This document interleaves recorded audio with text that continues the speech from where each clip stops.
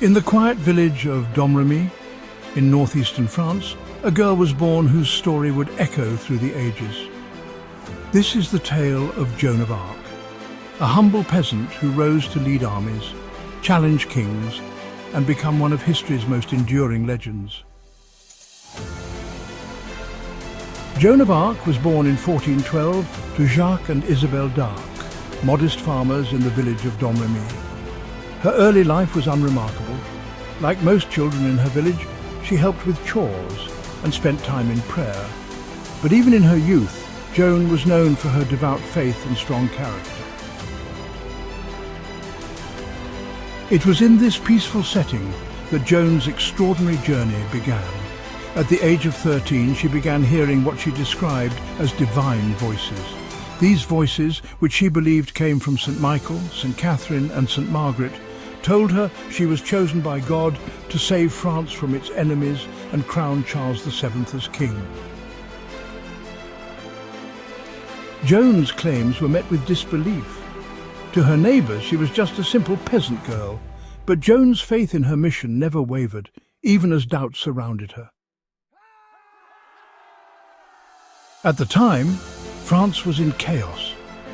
The 100 Years' War between France and England had ravaged the land for decades. Much of northern France was under English control, and the Burgundians, French allies of the English, held even more territory. Meanwhile, Charles VII, the uncrowned King of France, struggled to assert his claim to the throne. For the people of Domrémy and beyond, life was a constant struggle. Raids by English and Burgundian forces left villages in ruin, and despair was widespread. Joan's voices gave her hope, a belief that she was destined to end the suffering of her people. These voices didn't just call Joan to action, they gave her a purpose. Guided by her visions, she knew she had to reach the Dauphin, Charles VII, and convince him to trust her. But the journey ahead would be anything but easy. In 1428, Joan began her mission. She sought the help of Robert de Baudricourt, a local commander, to arrange a meeting with Charles VII. Initially, Baudricourt dismissed her as a foolish girl, but Joan's persistence, and perhaps the strange conviction in her eyes, eventually persuaded him to listen.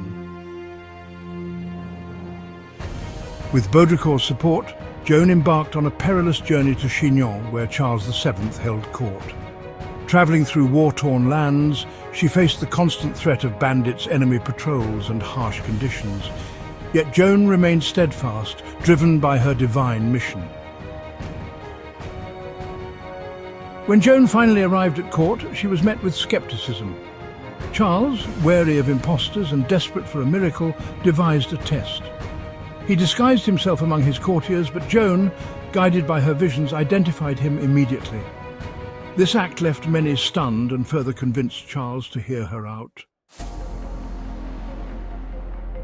Joan's faith and resolve earned her the trust of Charles VII, who provided her with troops and armour.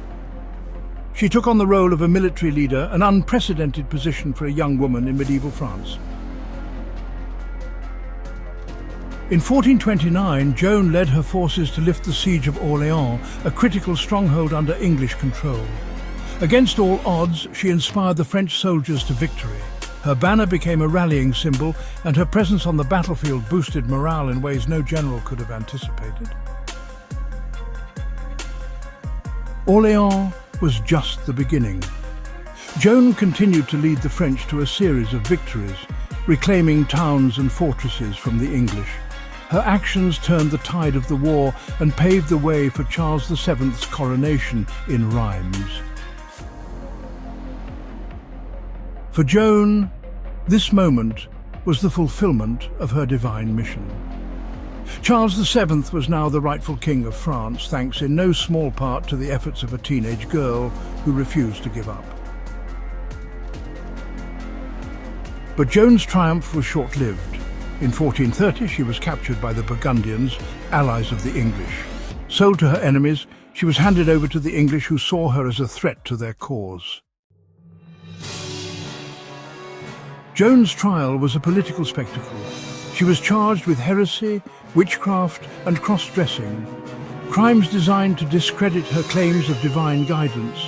Despite the biased proceedings, Joan defended herself with remarkable intelligence and faith. On May 30th, 1431, Joan was burned at the stake in Rouen. Her final words were a prayer, and those who witnessed her execution claimed to see a dove rise from the flames. Years after her death, Joan's reputation was restored. In 1456, a retrial ordered by the Pope declared her innocent. Over the centuries, her story grew into legend, inspiring countless works of art, literature, and devotion. In 1920, Joan of Arc was canonized as a saint by the Catholic Church. Today, she stands as a symbol of courage, faith, and resilience, a reminder that even the humblest of origins can lead to greatness.